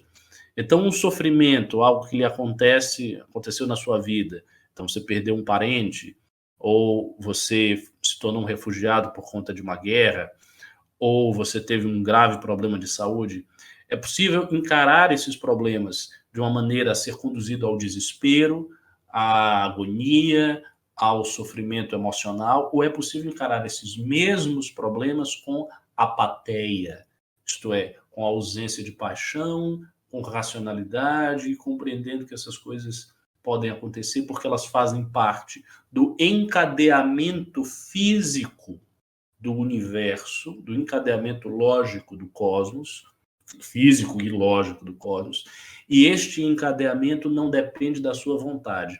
O que depende da sua vontade é aquilo que você faz. Ou seja, até o seu corpo não está inteiramente submetido à sua vontade, porque você pode ter uma doença que você não quer ter, e a doença se alastra e você tem um problema de saúde, mas a sua vontade precisa estar reta, em conformidade com a razão do mundo. Essa é a ideia primordial da moralidade histórica. Eu acho que essa ideia está muito viva, porque como nós estamos no período de pós-modernidade, onde todas as estruturas e todos os critérios e todas as grandes narrativas se diluem e se dissolvem, nós vamos precisar, enquanto homens pós-modernos, de sair desta condição de causa absoluta por meio de alguma alavanca. Ou seja, é preciso sair a partir de algum lugar. Eu acho que o único lugar é a autocompreensão do sujeito. E o estoicismo ajuda demais a esse tipo de coisa. Tanto é assim que um dos proponentes de uma completa revalorização da filosofia grega, chamado Pierre Hadot. Aliás, para você que gosta do estoicismo, esta é uma recomendação que eu lhe faço. Leia os livros de Pierre Hadot. Hadot. Se você já não leu, leia os livros de Pierre Hadot. Pierre Hadot é um autor extremamente importante e muito influente para mim, muito importante para mim pessoalmente. Tem livros traduzidos pela Realizações. E o que ele vai fazer com a filosofia antiga é pegar os textos da filosofia antiga e tentar interpretá-los como os antigos viam estes textos. Então ele diz, por exemplo, que a nossa tradição de pegar os textos da filosofia e compreendê-los como fontes de argumentos racionais que nós podemos levar ao debate e ficar argumentando, não é a maneira como os antigos viam os textos. Os antigos viam os textos de uma maneira muito mais complexa e variada. Então, há certos textos que são textos curtos, que eram textos de dogmas das escolas filosóficas, de todas elas, e basicamente esses textos eram decorados pelas pessoas, as pessoas ficavam decorando aquilo ali e tentando inculcar aquele pensamento dentro da sua personalidade para que eles passassem a enxergar o mundo de acordo com aqueles dogmas das suas escolas. Então, por exemplo, um dogma da escola estoica é o de que existe a razão do mundo e que você deve se conformar a essa razão do mundo. Um dogma da escola epicurista é que se os deuses existem, eles não podem afetar o mundo, portanto você não deve temer os deuses. Outro dogma da escola epicurista é que você não deve temer a morte, porque a morte é a mera dissolução dos átomos, e quando você morre, você não sofre. Então, se você não sente nada, não faz sentido temer aquilo que você não sente nada. Então, esses são dogmas das escolas. E esses dogmas eles teriam que ser inculcados por meio de muita introspecção e repetição, de tal modo a transformar a alma daquele que fosse um neófito em uma dessas escolas. Então, esse é um gênero de texto. Outro gênero de texto são as elaborações mais sistemáticas ou tratadísticas, né, que são tratados das escolas, e existem exemplos. Outro gênero de texto é, por exemplo, o que tem Marco Aurélio. Marco Aurélio escreve um gênero de texto que é traduzido por meditações ou pensamentos. O que é aquilo? O que são as meditações? As meditações são um conjunto de exercícios espirituais escritos de maneira autobiográfica, de forma que Marco Aurélio coloca ali como seria se exercitar no modelo de formação intelectual da filosofia estoica. Então, aparecem em diversas partes das meditações exercícios que ele fazia. Por exemplo, a sua introspecção crítica. Então, tem passagens ali em que ele fala a respeito de como ele fazia um exame de consciência de manhã, e depois ele fazia um exame de consciência à noite, você deve ter visto isso. Então ele fazia esses exames de consciência periódicos, ou de como, por exemplo, ele se colocava como um ponto muito distante, e aí ele enxergava todo o universo, e esta sensação de ser infinitesimalmente pequeno diante da vastidão cósmica enchia a alma dele de serenidade, porque o mundo era sereno, então olhar as estrelas. Esse tipo de experiência, de vivência filosófica, ele vai ser trazido à baila pelo Pierre Hadot, num diálogo com um autor que a direita brasileira não gosta, que é o Michel Foucault. Michel Foucault tem um livro importantíssimo, tem esse livro aqui, que é um livro magnífico, não sei se vocês estão vendo aqui. A hermenêutica do sujeito. Exato. Esse livro é um livro maravilhoso, é um conjunto de preleções, de palestras que ele deu no Collège de France, sobre uma série de temas que serão temas também do Pierre Hadot. Isso aqui é um dos livros principais do Pierre Hadot. Exercícios espirituais e filosofia antiga. Ele fala do estoicismo aqui, entre outras coisas. E a temática do Michel Foucault, ele começa as preleções com um diálogo platônico intitulado Alcibíades. É um dos diálogos, vários diálogos platônicos, Alcibíades. E ele vai falando do processo de formação de Alcibíades e do modo que, como os gregos entendiam o que ele chama de técnica de si, ou de técnicas de si. O que são essas técnicas de si? Elas são as técnicas filosóficas de autotransformação do sujeito. Então, o nome do livro é Hermenêutica do Sujeito, porque é a ciência da interpretação do sujeito, tal como aparece entre os gregos e os medievais. E, segundo Foucault, isto se perde na modernidade, e é aquilo que explica o fato de que a filosofia da modernidade se torna cada vez mais um discurso teórico, no sentido de ser um discurso intelectual sobre as coisas, isto é, uma maneira de falar das coisas, e depois com Kant, uma maneira de falar das categorias da subjetividade transcendental, mas um discurso essencialmente teórico que pode ser resolvido por meio de argumentos, de discussões, de livros, de teses, de papers, etc. A filosofia antiga, segundo Foucault e segundo Hadot, também não tem esta categoria. Embora a argumentação filosófica faça parte da filosofia desde o princípio, o príncipe dos filósofos, Sócrates, é um grande argumentador, é um dialético, também faz parte da filosofia a dimensão protréptica, como diz Sócrates, ou seja, a dimensão de exortação e de mudança da sua vida. Esta ideia de mudança da sua vida está muito fortemente presente nos estoicos. E é por isso que hoje nós temos alguns neo-estoicos, pessoas que voltam a recuperar esse legado do estoicismo, não mais para simplesmente discuti-lo como objeto de debate acadêmico, mas para incorporar estas máximas, dogmas e técnicas à condução real das nossas vidas no meio das tribulações mundanas. Eu acho que isso é uma coisa muito importante e muito boa, e acredito sim que qualquer conservador possa buscar inspiração nisso. Professor, então, é aquilo lá que eu queria já entrar nessa outra questão com você, né? Que eu entrar, como eu falei para você, que eu tenho aquele apego muito forte à tradição, e eu vejo que a tradição ainda assim é fundamental na nossa sociedade, né? E o que a gente está vendo no cenário global atual? Pelo menos assim, o que eu estudo frequentemente, né? São países mais tradicionalistas tendo um destaque maior no cenário internacional, no cenário global, e a gente está vendo uma queda de países mais progressistas. Eu vou usar um exemplo muito claro que é quem são os países que a gente vê que mais estão começando a se destacar? São 3 principais: China, Índia e Arábia Saudita. Esses 3 países eles estão crescendo tanto no setor econômico, muito, né? A China nem preciso comentar nada, no setor tecnológico, no setor militar, e tem outros setores que são fundamentais para se tornar uma grande potência, né? Do lado ocidental, por exemplo, a gente já vê agora tipo, a Europa, a União Europeia, a gente vê, principalmente, a gente olha em países como a França, a Alemanha, que a gente vê que está acontecendo uma queda nesses países. Eles estão perdendo cada vez mais seu espaço, isso já ficou muito evidente depois da Segunda Guerra Mundial, né? A gente vê uma queda, a França frequentemente entra em conflitos internos, né? Recentemente o Macron entrando em conflito com as próprias Forças Armadas francesas, né? A gente vê tudo essa questão.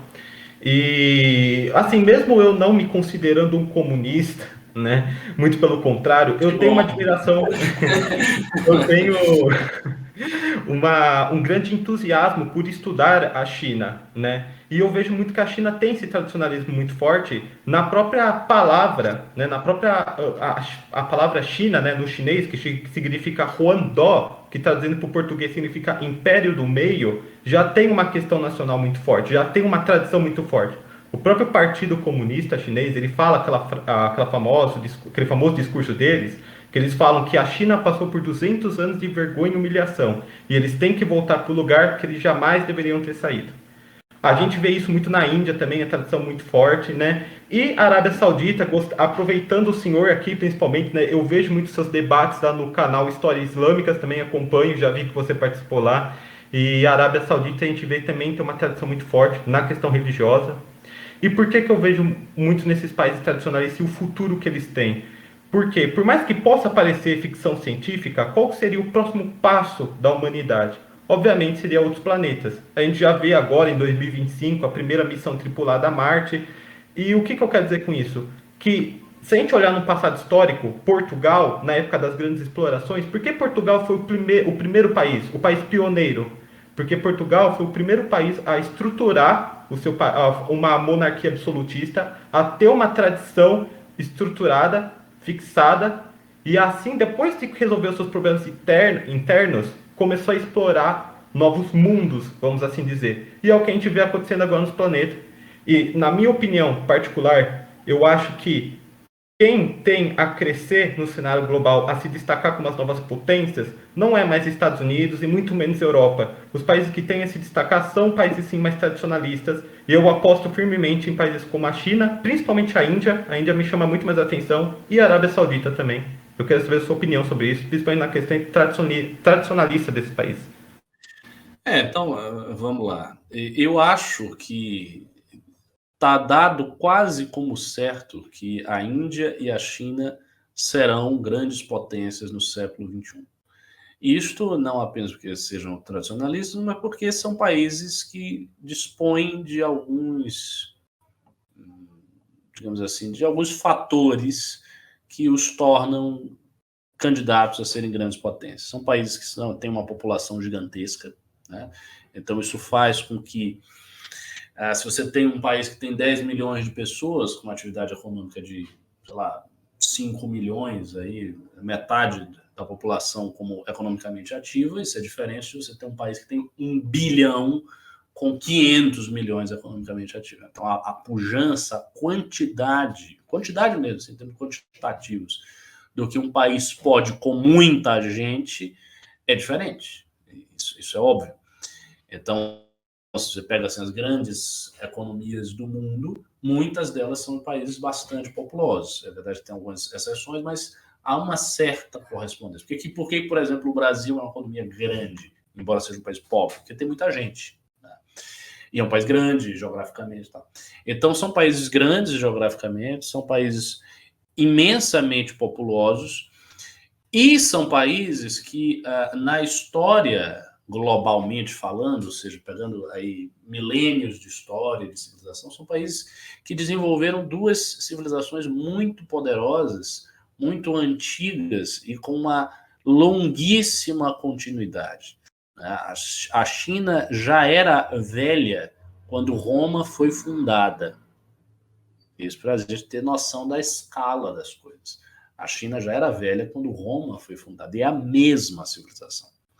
É a mesma civilização. Passou, evidentemente, pela Revolução Comunista, em 49, tudo que a gente sabe, mas houve uma continuidade civilizacional imensuravelmente longa. E no caso da Índia, foi um processo semelhante. A Índia é uma civilização com unidade e autoconsciência quando Roma era velha, assim, quando Alexandre fez a sua expedição e ele chegou perto lá do Hindustão, ele conheceu sábios védicos, que são os mesmos sábios védicos que ainda estão hoje em Varanasi e tantas outras cidades da Índia. Então, são civilizações muito velhas, muito veneráveis, com uma população gigantesca e com uma geografia que também as beneficia. A geografia da Índia é imensamente rica, tem praticamente tudo que se imaginar em termos de geografia, de povos, de língua ali dentro. A China tem uma homogeneidade étnica bem maior do que a Índia, mas também é um país gigante.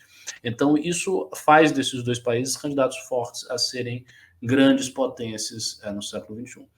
A Arábia Saudita, especificamente, eu não tenho tanta certeza assim.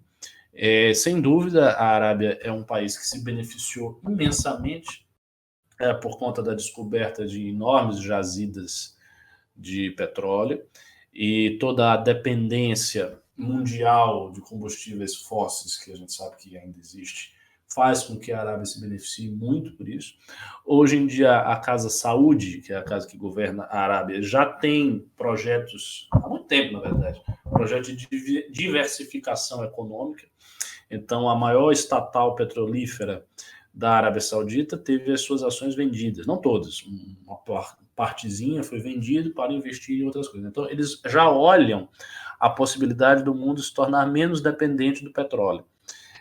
Uma independência súbita do petróleo faria com que os países do Golfo se arruinassem, mas eu não acho que isso vai acontecer. Eu acho que essa é uma transição que vai ser muito gradual, até porque o combustível fóssil é o mais barato. Então, se usa o combustível fóssil é por alguma razão.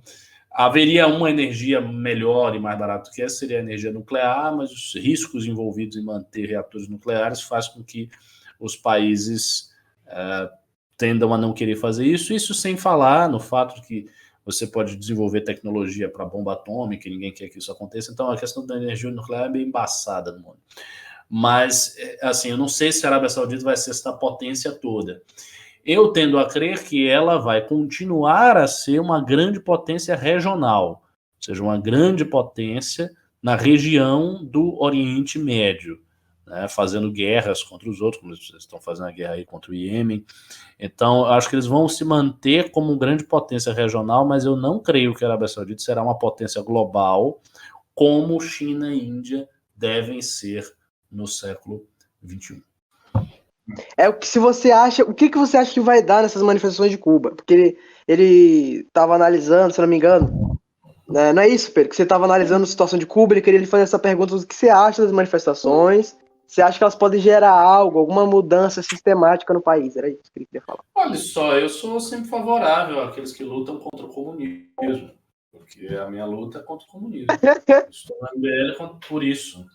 É exatamente por isso. É exatamente por isso. Então, eu sou favorável, em princípio. Em princípio, sou favorável. Agora, eu não sei se vai dar nem nada. Quer dizer, se vai dar em alguma coisa, eu não tenho tanta certeza assim, não. Eu acho difícil que essas manifestações derrubem o regime. A tendência, a meu ver, é que o regime vá em cima dos manifestantes, das suas lideranças, prenda as pessoas mesmo. E se acontecer do regime se balançar de verdade, eu acho que terá a intervenção da China. Eu queria saber se, perante ao cenário histórico, tem algo semelhante a essas manifestações de Cuba que pode garantir o sucesso ou insucesso delas? E também queria saber se, pelo fato de ser o Biden o presidente dos Estados Unidos e o Fidel não ser mais o Fidel, lá em Cuba, o ditador, se influencia alguma coisa para o sucesso ou insucesso delas também. Não, assim, certamente o fato de Fidel ter morrido e de Raul Castro estar com 90 anos facilita muito as coisas.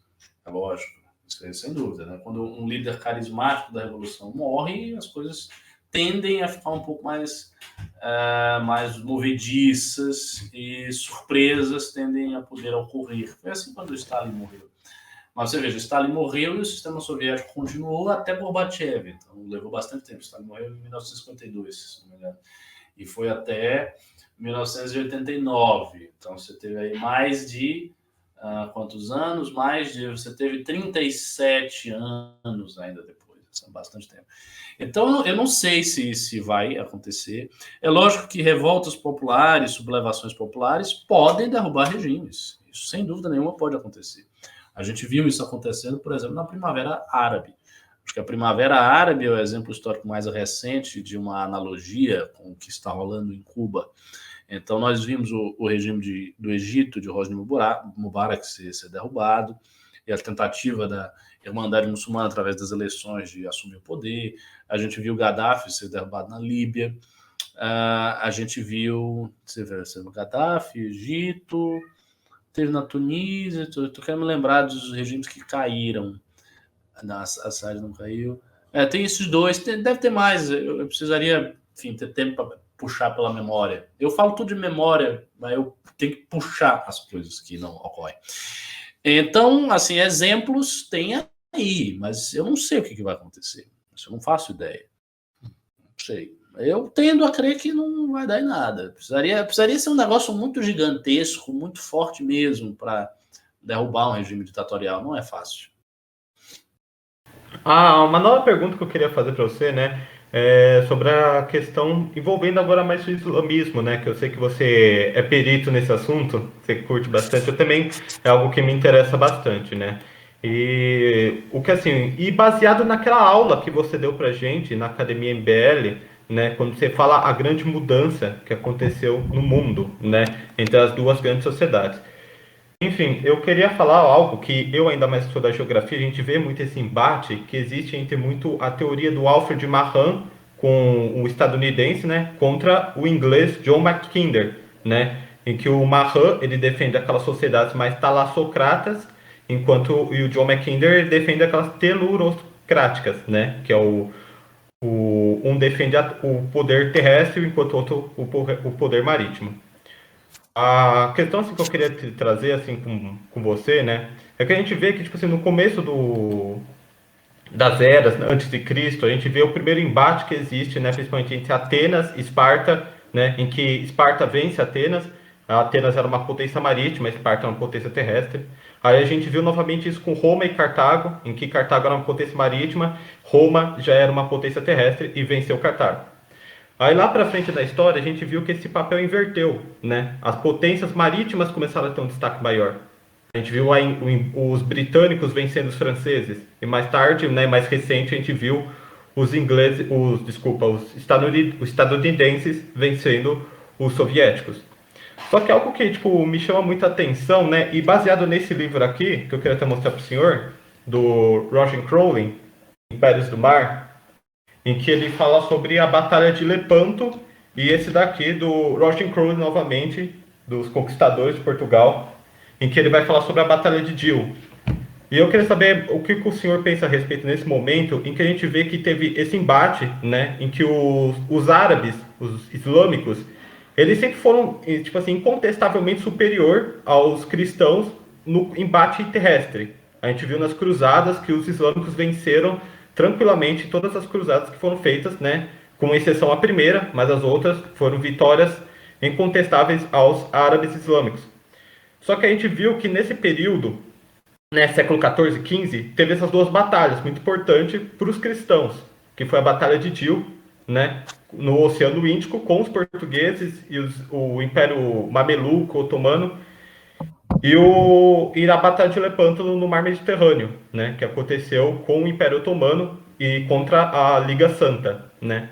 A gente viu que teve esse primeiro embate em que os cristãos saíram vitoriosos no mar, e a gente vê que esse seria, tipo assim, na minha opinião, eu vejo assim que esse seria o ponto principal para ter um dos primeiros momentos assim na história que a gente vê o Ocidente vencendo o Oriente, né? Que aí você traz até na sua aula mais para frente que o momento tipo principal foi quando Napoleão chegou no Egito, né? E mostrou de vez essa grande mudança que ocorreu, né? E olhando para o cenário atual, para terminar de vez a minha pergunta, olhando para o cenário atual, a gente vê que está ocorrendo novamente uma mudança, né? Que foi aquilo que eu falei antes para o senhor. A gente, da questão da China e Índia, que são duas potências terrestres, e elas estão superando agora países como Estados Unidos, né, e a OTAN, que são potências marítimas. E eu queria saber o que o senhor pensa a respeito disso. Então, vamos lá. A primeira vez que eu topei com esse tipo de reflexão sobre talassocracia e geopolítica e Mackinder foi por conta da organização do debate entre o Olavo de Carvalho e o Dugin. Não sei se vocês conhecem esse debate, mas houve, há muitos anos atrás, um debate entre o Olavo de Carvalho e o Alexander Dugin, o teórico russo. E esse debate virou depois um livro que foi publicado pela Vide Editorial, uma introdução minha curta sobre o Olavo, uma introdução curta do Juliano Moraes, um amigo meu, sobre o Dugin. E a gente organizou esse debate, foi um debate que nos custou bastante trabalho organizar e tal. E o Dugin é um estudioso das obras de geopolítica, especialmente do Mackinder. Então, eu vi esse tipo de reflexão e assim, ele se coloca como um defensor das potências terrestres, porque eles são potências que no seu ethos, né, no seu espírito, são mais conservadoras e tendentes à ideia de sangue solo e a fundar comunidades mais enraizadas, ao passo que os impérios, as potências talassocráticas, são potências que se voltam mais para o comércio, para o dinamismo social, para a dissolução de tradições, para a inovação. Então ele faz uma espécie de diferenciação arquetípica entre esses dois tipos de nação, esses dois tipos de povos, de potências, como se queira chamar, e vai desenvolvendo isso aí. Eu não sei, cara, eu não estudei esse assunto a fundo, então eu não sei até que ponto essa tentativa de agrupar as coisas é adequada. Por que eu estou dizendo isso? Porque, por exemplo, né, se a gente for falar, olha, no mundo antigo, as potências terrestres ganhavam, em regra, das potências talassocráticas. No mundo moderno, isso se inverteu. Então, tivemos uma primeira era, uma segunda era de inversão e uma terceira era agora que está surgindo para voltar ao que era antes. Depende. Por exemplo, houve a Batalha de Lepanto, sem dúvida, mas quando, de fato, a data assim, mais importante da derrota do mundo islâmico para o Ocidente, antes da invasão de Napoleão, foi um fato terrestre, que foi o cerco de Viena em 1693.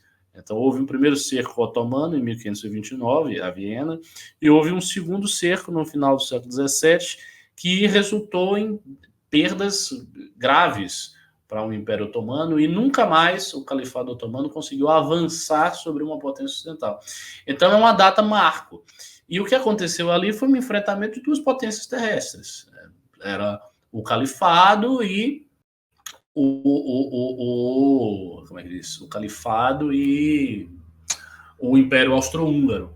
Ou quando, por exemplo, você pega a invasão da Espanha, a conquista da Espanha pelos mouros, as guerras que os muçulmanos do norte da África travavam contra reinos cristãos e que eles derrotaram, foi uma coisa de potências talassocráticas, porque eram potências islâmicas, mas que estavam na costa norte superior da África. Ou quando a Rússia começa a invadir ali pelo leste e tomar uma série de terras que eram pertencentes ao califado, eram terras de muçulmanos, ele vai tomando, incorporando ao seu território, é uma potência terrestre avançando também. Então são todas potências terrestres avançando dentro da modernidade. A Rússia vai avançar imensamente os seus territórios na modernidade. A França, é bem verdade, cria um império ultramarino, mas a base do poder francês, que se expande pela Europa, são os exércitos em terra de Napoleão também. Napoleão temia muito a marinha inglesa e tinha muita força na terra. A mesma coisa com o Império Austro-Húngaro. Então, eu não sei até que ponto essa divisão em, olha, nessa era acontecia nisso, nessa outra era houve uma inversão e agora vai acontecer uma desinversão. Eu não sei o quão isso é uma generalização a partir de alguns exemplos, deixando de fora vários outros exemplos que comprometeriam a clareza desta teoria. Como eu disse, eu não estudei o assunto, mas eu tendo a crer que as coisas são bem mais complicadas do que parecem. Então, eu não sei se vai haver um retorno das potências terrestres. O que eu vejo é a ascensão de algumas potências que não estavam no rol dos países poderosos no século XIX. Sem dúvida, isso que você falou do Império Britânico é verdade. Assim, a base da força do Império Britânico foi especialmente a sua marinha, então a marinha inglesa que sofreu uma reforma enorme a partir da emulação da marinha holandesa.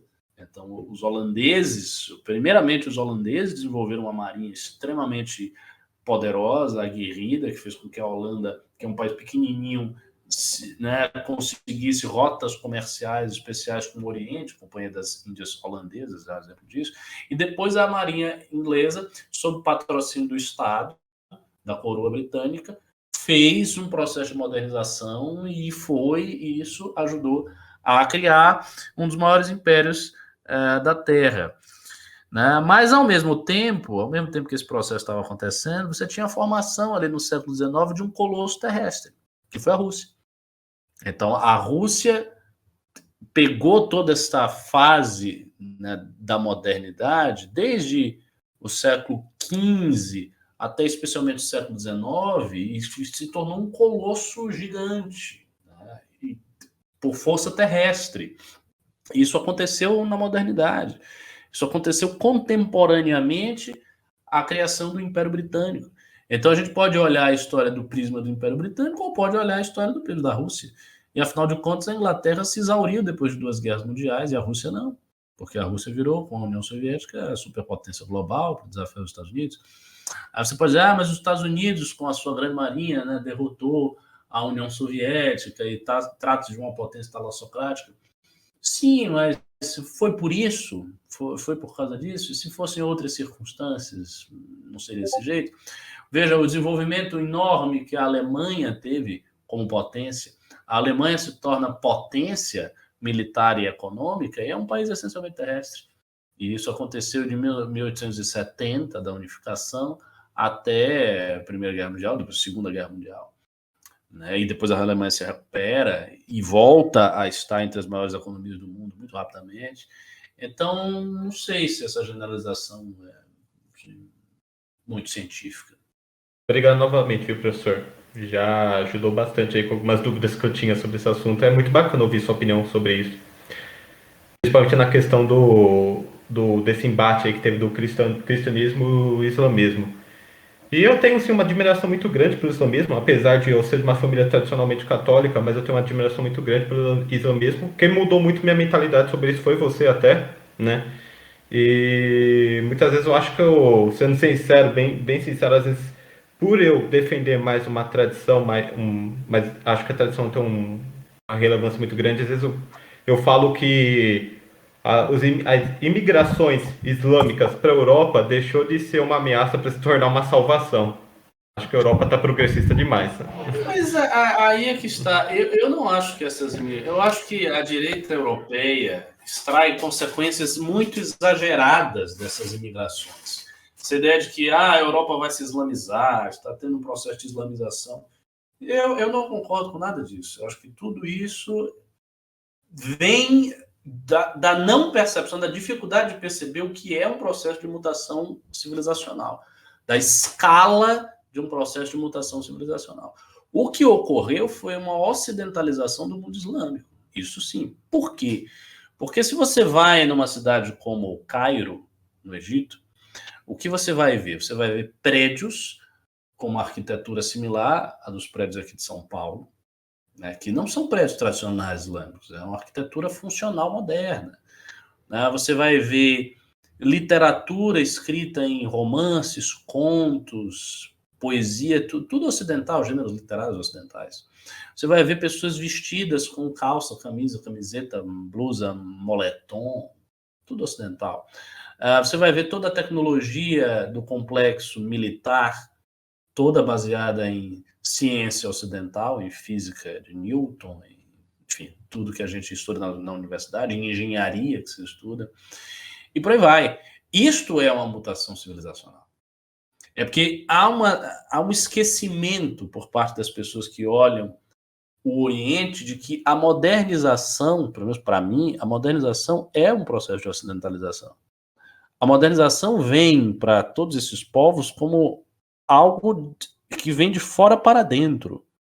Então é uma coisa que chega, e que chega chegando, porque efetivamente domina os povos colonialmente. Né? Por exemplo, as escolas de ensino superior na Argélia, as melhores, eram escolas dominadas por católicos, por franceses, eram liceus, era outra coisa. Isso não existe na Europa. O ensino europeu de ponta é dominado pelos árabes? Não.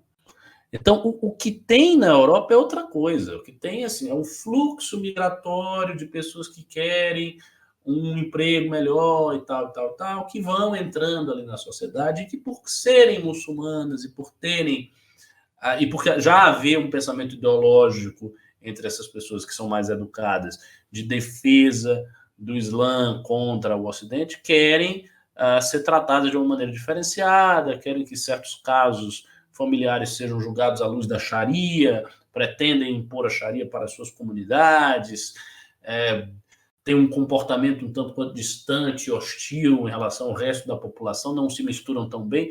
Isso é real, mas isso não é um indício de transformação civilizacional. Transformação civilizacional é outra coisa, é um negócio de escala imensamente maior.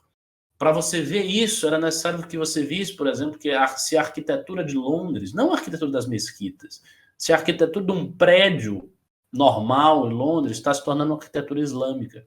Se as pessoas não estão mais escrevendo romances em Paris e estão escrevendo cássidas, que é um gênero literário islâmico, ao invés de romances, elas não estão. Se as pessoas elas estão se vestindo, não os muçulmanos, mas as pessoas normais estão se vestindo como muçulmanos, como acontecia e como aconteceu nas invasões que o Islã promoveu. Então, você veja, o turbante é até um objeto de certo fetiche cultural por parte dos militantes negros, que dizem, o branco não pode usar o turbante, porque o turbante é coisa do preto, blá, blá, blá, blá. Mas o turbante não é coisa do preto.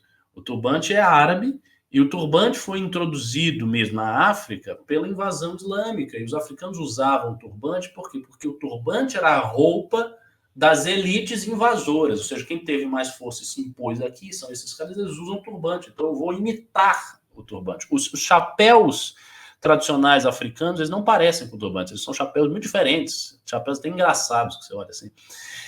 Mas o turbante não. Então, isso é uma transmutação civilizacional. Mas o que está acontecendo na Europa não é uma transmutação civilizacional. Para acontecer isso, teria que o Islã teria que entrar ali como poder superior, e não a partir de emigrados pobres que ficam num bairro periférico. Não, ele teria que entrar como poder superior. Então, ele está entrando como poder muito superior àquela estrutura civilizacional inteira, e aquele poder está ali modificando a sua estrutura. Ou seja, você vai mudar a ciência, você vai mudar o jornalismo, você vai mudar a política, você vai mudar a porra toda. Não é isso que ocorre. Mas isso aconteceu no mundo islâmico. Aconteceu através do quê? Aconteceu através do processo de colonização. O processo de colonização impõe a modernidade ocidental, dado que surge no Ocidente e que conserva características, a meu ver, essencialmente ocidentais na sua raiz, impõe esse processo a todo o mundo islâmico colonizado. Os coerentes aqui no chat. Ah? A primeira é a seguinte: por que a classe artística brasileira é de esquerda? Por que a classe artística é de esquerda? Tenho preguiça de responder isso. Cara, assim, a classe artística é de esquerda porque as pessoas de esquerda fazem arte, as pessoas de direita não. Assim, claro, veja, eu poderia dar uma resposta mais elaborada, mas no fundo, se você bem pensar, o essencial é esse. É isso. E não é? Veja, a gente teve todo esse movimento que aconteceu. Quais foram as obras de arte que a direita fez em torno disso? Nada. Você viu algum? Músicas e nada. Poema, não teve nada. Não tem arte, a pessoa não liga para arte, não gosta. E veja, isso é um problema sério. Você pega qualquer cara de esquerda, um cara médio de esquerda, ele gosta, é diferente, ele gosta da MPB, ele gosta do negocinho, ele gosta de sair para ouvir uma música, sabe? Ele gosta, às vezes a arte que ele gosta é um lixo, mas ele gosta de alguma coisa, de arte, ele tá ali no meio dos artistas, ele gosta de um cinema alternativo, é diferente. O perfil muito baixo, vocês não, vocês são diferenciados desse grupo, por exemplo. E também na academia é um pouco diferenciado. Mas o perfil basicão da direita jovem é assim, um cara meio playboy, ou meio classe B, a menina assim, é o perfil norme, como dizem vocês, norme. São pessoas normais, ou gente esquisita que gosta de ficar vendo anime e fica lá enfornado naquele negócio. Então não é um perfil muito dado a fazer arte, nem gostar de arte. São pessoas meio rígidas, sabe? É diferente. Ou é um pessoal que está, sei lá, no sertanejo universitário, nesse tipo de coisa, sabe? Meio playboy e tal, como o Renato Batista, nosso querido Renato Batista, gosta dessas merda tudo. Mas ou é esse perfil, ou é um perfil de gente meio estranha, meio fringe, que fica no seu mundo. Muitos anarcocapitalistas libertários são bem assim, os jovens estranhos, né, que ficam ali vendo esse negócio de anime, e no chão, e essas coisas todas ali dentro. Pessoas muito introvertidas, com um círculo de amigo pequeno, cujas interações maiores são virtuais, e por aí vai. E essas pessoas não estão fazendo arte também nenhuma. E nem estão muito abertas para a arte, assim eu vejo. Então tem esses dois tipos bem claros na direita. A esquerda é diferente. A esquerda, o tipo o revolucionário romântico, a menina meio feminista que gosta de ouvir Belchior, é outra coisa, é outra cultura. O fato de ter esta cultura diferenciada faz com que as pessoas façam mais arte, se aproximem da arte, consumam arte, principalmente arte brasileira, né? MPB, coisas do Brasil, cinemas alternativos aí que surgem. Isso é uma coisa que assim, tem que mudar. Mas é muito difícil mudar também, né? A gente vai fazer o quê? Difícil mudar as pessoas. Tem muito... Difícil propor uma solução para o problema. A segunda pergunta aqui é como o senhor analisa um futuro governo lulista ou PSDBista? Olha, PSDBista eu analiso como inexistente, mas o governo do PT, que provavelmente é o que vem, eu analiso como um perigo existencial, mortífero à existência do movimento brasileiro. Assim, eu acho que assim, a gente pode acabar com o governo do PT. Por quê? Porque o PT vai matar todo mundo? Não, eu não acho que isso vai acontecer. Às vezes as pessoas ficam com fantasias, o PT chegou, vai perseguir. Não acho que vai fazer nada demais. O que pode haver, talvez, é um assédio judicial em cima da família do Renan, coisas desse tipo, com mais intensidade, de maneira mais inteligente do que tentou fazer o Bolsonaro, e isso realmente pode prejudicar. Mas tem um outro fator muito importante que eu sempre falo, que é o seguinte: nada impede que um governo petista seja um bom governo. Eles podem assumir o poder e fazer um governo bem ok.